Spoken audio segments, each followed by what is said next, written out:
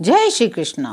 मेघनाथ यज्ञ करने के लिए बैठा है। वानरों ने जाकर देखा, वह बैठा हुआ खून और भैंसे की आहुति दे रहा है। वानरों ने सब यज्ञ विध्वंस कर दिया। फिर भी जब वह नहीं उठा तब वे उसकी प्रशंसा करने लगे। इतने पर भी वह न उठा तो उन्होंने जाकर उसके बाल पकड़े, लातों से मार मार कर भाग चले। वह त्रिशूल लेकर दौड़ा, वानर भागे, वहां आ गए जहां आगे लक्ष्मण जी खड़े थे। वह अत्यंत क्रोध का मारा हुआ आया, भयंकर शब्द गरजने लगा। मारुति और अंगद क्रोध करके दौड़े। उसने छाती में त्रिशूल मारकर दोनों को धरती पर गिरा दिया। फिर प्रभु श्री लक्ष्मण जी पर प्रचंड त्रिशूल छोड़ा। लक्ष्मण जी ने बाण मारकर उसके दो टुकड़े कर दिए। हनुमान जी और युवराज अंगद फिर उठकर क्रोध करके उसे मारने लगे, पर उसे चोट न लगी। मेघनाथ मारे नहीं मरता, यह देखकर जब वीर लौटे तब वह घोर चिंगाड़ करके दौड़ा। उसे क्रुद्ध काल की तरह आता देखकर लक्ष्मण जी ने भयानक बाण छोड़े। वज्र के समान बाणों को आते देखकर वह दुष्ट तुरंत अंतर्धान हो गया। वह भांति भांति के रूप धारण कर युद्ध करने लगा। कभी वह प्रकट होता था, कभी वह छिप जाता था। शत्रु को पराजित न होता देखकर वानर डरे। तब लक्ष्मण जी बहुत ही क्रोधित हुए। लक्ष्मण जी ने मन में विचार किया, इस पापी को मैं बहुत देर खिला चुका, अब इसे अधिक खिलाना ठीक नहीं, अब इसे समाप्त कर ही देना चाहिए। कौशलपति श्री राम जी के प्रताप का स्मरण करके लक्ष्मण जी ने वीरोचित दर्प करके बाण का संधान किया। बाण छोड़ते ही उसकी छाती के बीच में लगा। मरते समय उसने सब कपट त्याग दिया। राम के छोटे भाई लक्ष्मण कहाँ हैं? राम कहाँ हैं? ऐसा कहकर उसने प्राण छोड़ दिए। अंगद और हनुमान कहने लगे, तेरी माता धन्य है जो तू लक्ष्मण जी के हाथों मरा। मरते समय श्री राम और लक्ष्मण को स्मरण करके तूने उनके नामों का उच्चारण किया। हनुमान जी ने उसको बिना ही परिश्रम के उठा लिया। लंका के दरवाजे पर रखकर वे लौट आए। उसका मरना सुनकर देवता और गंधर्व आदि सब विमानों पर चढ़कर आकाश में आए। फूल बरसाकर नगाड़े बजाते हैं, रघुनाथ जी का निर्मल यश गाते हैं। आपकी जय हो, आपकी जय हो, आपकी जय हो। आपने सब देवताओं का उद्धार किया। देवता और सिद्ध स्तुति करके चले गए।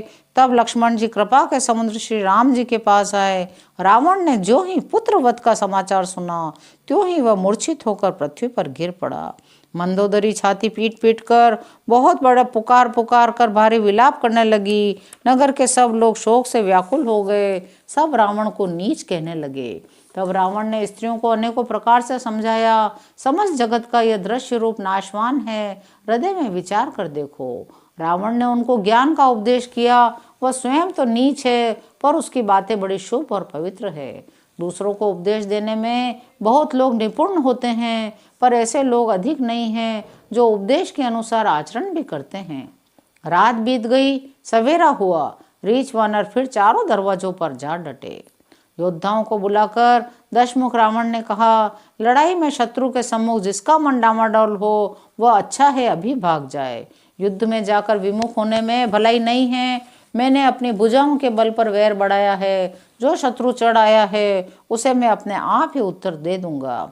ऐसा कहकर उसने पवन के समान तेज चलने वाला रथ सजाया। लड़ाई के बाजे बजने लगे, असंख्य अपशकुन होने लगे। अत्यंत गर्व के कारण वह शकुन और अशकुन का विचार नहीं करता। हथियार हाथों से गिर रहे हैं, योद्धा रथ से गिर पड़ते हैं। बहुत अधिक कुत्ते बोल रहे हैं, उल्लू ऐसे भयानक शब्द कर रहे हैं मानो काल के दूत हों। जो जीवों के द्रोह में रत हैं, मोह के वश हो रहा है, राम विमुख हैं, कामासक्त हैं, उसको क्या कभी स्वप्न में भी संपत्ति, शुभ शकुन, चित्त की शांति हो सकती है? राक्षसों की अपार सेना चली। चतुरंगिनी सेना की बहुत सी टुकड़ियां हैं। अनेकों प्रकार के वाहन, रथ और सवारियां हैं। अनेकों प्रकार की पताकाएं और ध्वजाएं हैं। मत वाले हाथियों के बहुत से झुंड चले। अत्यंत विचित्र फौज शोभित है। इतनी धूल उड़ी कि सूर्य छिप गए, सहसा पवन रुक गया, पृथ्वी अकुला उठी। ढोल और नगाड़े भीषण ध्वनि से बज रहे हैं। शहनाई में योद्धाओं को सुख देने वाला मारू राग बज रहा है। सब वीर सिंह नाद करते हैं, अपने अपने बल पौरुष का बखान करते हैं। रावण ने कहा है, उत्तम योद्धाओं सुनो, तुम रीछ और वानरों के ठट मसल डालो, मैं दोनों राजकुमार भाइयों को मारूंगा। ऐसा कहकर उसने अपनी सेना सामने चलाई। वानरों ने यह खबर पाई, वे श्री रघुवीर की दुहाई देते दौड़ पड़े। वे विशाल और काल के समान कराल वानर और भालू दौड़े। दोनों ओर के योद्धा जय जयकार करके अपनी अपनी जोड़ी चुन चुनकर इधर श्री रघुनाथ जी का उधर रावण का बखान करके परस्पर भिड़ गए। रावण को रथ पर, श्री रघुवीर को बिना रथ के देखकर विभीषण अधीर हो गए। श्री राम जी के चरणों की वंदना करके वे स्नेह पूर्वक कहने लगे, हे नाथ, आपके न रथ है, न तन की रक्षा करने वाला कवच है, न जूते ही हैं। वह बलवान वीर रावण किस प्रकार जीता जाएगा? कृपा निधान श्री राम जी ने कहा, हे विभीषण सुनो, जिससे जय होती है वह रथ तो दूसरा ही है। शौर्य और धैर्य उस रथ के पहिए हैं, सत्य और शील उसकी मजबूत ध्वजा और पताका हैं। बल, विवेक, दम और परोपकार ये चार उसके घोड़े हैं, जो क्षमा, दया और समता रूपी डोरी से रथ में जोड़े हुए हैं। ईश्वर का भजन ही चतुर सारथी है, वैराग्य ढाल है, संतोष तलवार है, दान फरसा है, बुद्धि प्रचंड शक्ति है, श्रेष्ठ विज्ञान कठिन धनुष है। निर्मल और अचल मन तरकस के समान है। शम, यम और नियम ये बहुत से बाण हैं। ब्राह्मणों और गुरु का पूजन अभेद कवच है। इसके समान विजय का दूसरा कोई उपाय नहीं है। हे सखे, ऐसा धर्ममय रथ जिसके हो, उसके लिए जीतने को कहीं शत्रु ही नहीं है। हे धीर बुद्धि वाले सखा सुनो, जिसके पास ऐसा दृढ़ रथ हो, वह वीर संसार रूपी महान दुर्जय शत्रु को भी जीत सकता है। रावण की तो बात ही क्या है। प्रभु के वचन सुनकर विभीषण जी ने हर्षित होकर उनके चरण कमल पकड़ लिए और कहा, हे कृपा और सुख के समो श्री राम जी, आपने इसी बहाने मुझे महान उपदेश दिया। उधर रावण ललकार रहा है, इधर अंगद और हनुमान ललकार रहे हैं। राक्षस और रीछ वानर अपने अपने स्वामी की दुहाई देकर लड़ रहे हैं। ब्रह्मा आदि देवता, अनेकों सिद्ध मुनि विमानों पर चढ़े हुए आकाश से युद्ध देख रहे हैं। शिवजी कहते हैं, हे उमा, मैं भी उस समाज में था। श्री राम जी के रण रंग की लीला देख रहा था। दोनों ओर के योद्धा रण रस में मतवाले हो रहे हैं। वानरों को श्री राम जी का बल है, इससे वे जीत रहे हैं। वे मारते, काटते, पकड़ते और पछाड़ देते हैं। राक्षस योद्धाओं को भालू पृथ्वी में गाड़ देते हैं, ऊपर बहुत सी बालू डाल देते हैं। क्रोधित हुए काल के समान वे वानर खून बहते हुए शरीरों से शोभित हो रहे हैं। वानर भालू चिंगाड़ते ऐसा छलबल करते हैं जिससे दुष्ट राक्षस नष्ट हो जाएं। वे राक्षसों के गाल पकड़कर फाड़ डालते हैं, छाती चीर डालते हैं, उनकी अंतड़ियां निकालकर गले में डाल देते हैं। ये वानर ऐसे दिख पड़ते हैं मानो प्रहलाद के स्वामी श्री नरसिंह भगवान अनेकों शरीर धारण करके युद्ध के मैदान में क्रीड़ा कर रहे हों। अपनी सेना को विचलित होते हुए देख 20 भुजाओं में 10 धनुष लेकर रावण रथ पर चढ़कर गर्व करके लौटो लौटो कहता हुआ चला। रावण अत्यंत क्रोधित होकर दौड़ा। वानर हुंकार करते हुए उसके सामने चले। पर्वत उसके वज्र तुल्य शरीर में लगते ही टुकड़े टुकड़े होकर फूट जाते हैं। अत्यंत क्रोधी रणोद्वत रावण रथ लेकर अचल खड़ा रहा। उससे बहुत क्रोध हुआ।